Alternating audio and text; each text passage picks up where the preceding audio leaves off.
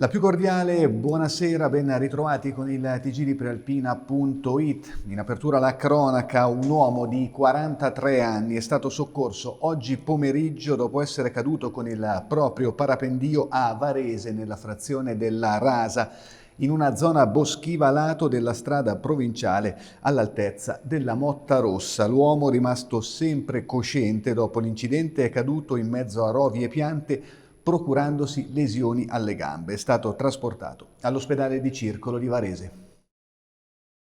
Ancora cronaca, ci spostiamo a Gallarate. Una donna di 68 anni è stata investita sulle strisce pedonali oggi pomeriggio in via Cantoni.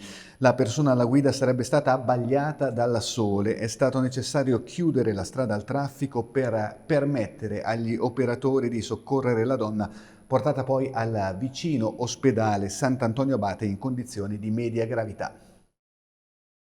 Voltiamo pagina, parliamo di turismo e bed and breakfast. Se ne è parlato oggi a Varese nel corso dell'assemblea dell'associazione che rappresenta i B&B del Varesotto. Il servizio.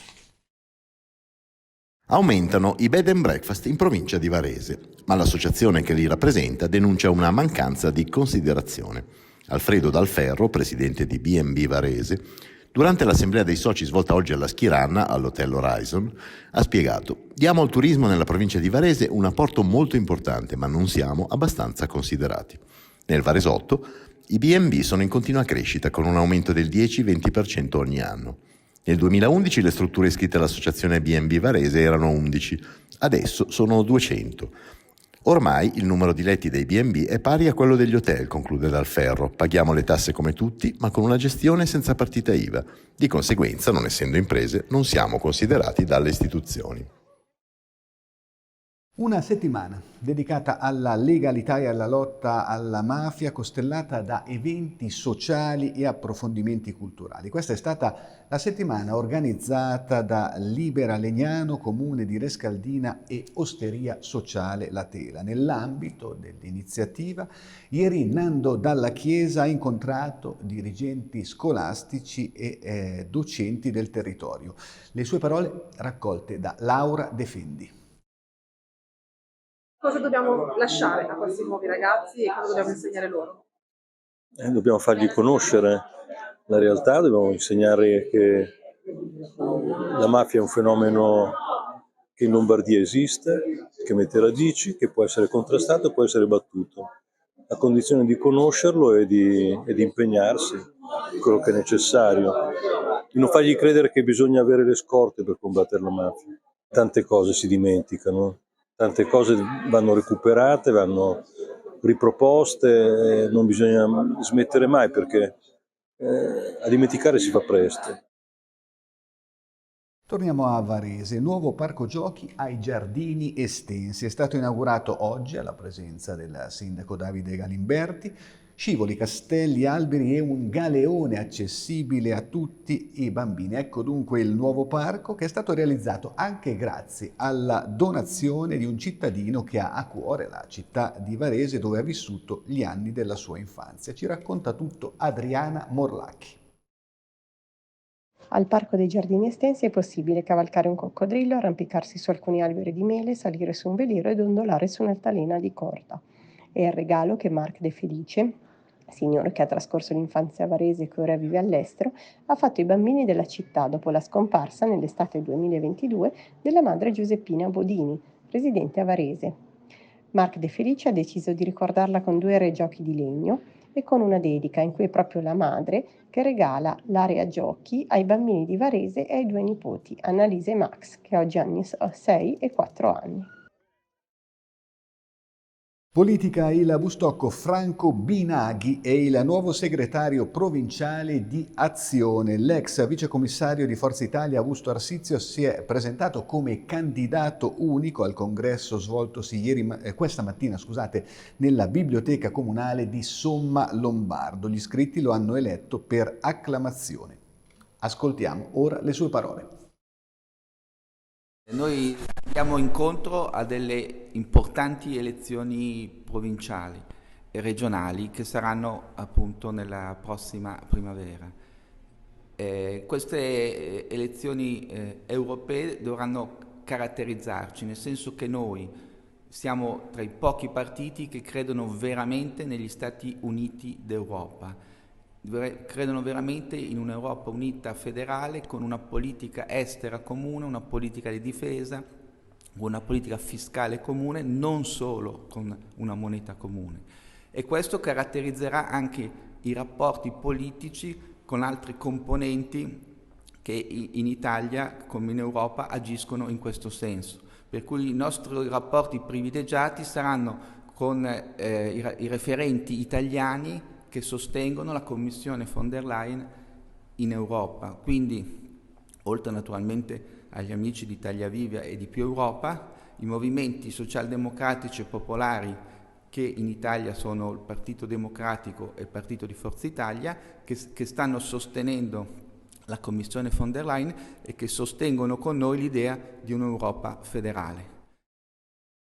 Sono stati presentati questa mattina i primi 3 siti dell'itinerario di bioarcheologia realizzato nel Varesotto, una proposta culturale e storica che rappresenta un unicum sul territorio provinciale dal punto di vista turistico. I particolari nel prossimo servizio. San Biagio a Cittiglio, Sant'Antonio d'Azio e San Clemente a Caravate sono i primi 3 siti dell'itinerario di bioarcheologia che Università dell'Insubria e Fondazione Cariplo hanno presentato questa mattina alla popolazione del Varesotto. Una proposta culturale e storica che rappresenta un unicum sul territorio provinciale dal punto di vista turistico. 3 siti caratterizzati da necropoli importanti e che in futuro potranno diventare 5, includendo analoghe chiese medievali di Sant'Agostino a Caravate e dei Santi Primo e Feliciano a Leggiuno. Il cinema come modo coinvolgente di raccontare la storia. Ecco il succo di Historytelling, l'iniziativa promossa dall'Università dell'Insubria, unica nel panorama universitario italiano. Scopriamone di più nel prossimo servizio. Bilancio più che positivo per l'iniziativa dell'Università dell'Insubria svoltasi in questi giorni a Varese. L'Insubria infatti fa la storia anche del nostro cinema. Si è conclusa con un grande successo l'iniziativa Historytelling 1, forme, sguardi e metodi della storia nel cinema contemporaneo. Un evento di straordinario successo tra gli studenti, anche un'iniziativa unica nel panorama universitario italiano. Un'iniziativa contraddistinta da proiezioni cinematografiche, decine di relatori di alto livello e una conferenza stampa finale nella quale Antonio Orecchia, direttore del Centro Ricerca Mass Media e Società dell'Ateneo Varesino, ha parlato del dovere della memoria per legare, come diceva già Benedetto Croce, il passato al presente, che è poi la missione del progetto affinché il cinema, anche quello impegnato, non sia fine a se stesso. Ieri al castello di Masnago, siamo ancora a Varese, dunque, l'inaugurazione della mostra dedicata ad Antonio Bassanini. Il servizio di Riccardo Prando con immagini Blitz. Antonio Bassanini, costruttore del Novecento, è il titolo della mostra inaugurata ieri pomeriggio al castello di Masnago e aperta fino al 4 febbraio. Alla presenza della figlia Chiara, del sindaco Davide Galimberti e dell'assessore alla cultura Enzo Laforgia.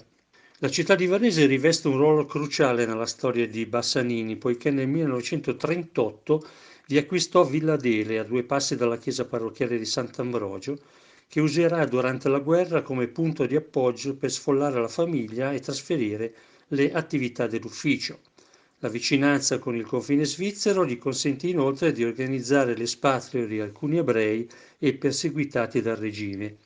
Cattolico e antifascista, la figura di Bassanini è ancora poco considerata rispetto a quelle di architetti e di designer, perché spesso si privilegiano gli ideatori rispetto ai costruttori. Ogni sezione della mostra al Castello di Masnago è completata da fotografie storiche e recenti, approfondimenti testuali, documenti, video dell'epoca e contemporanei, progetti e schizzi e modellini di Bassanini, che è stato uno dei grandi ideatori e grandi costruttori della Italia durante il boom economico. Bene, con la cultura si chiude questa edizione del TG di Prealpina.it che torna domani alle 19. Buona serata.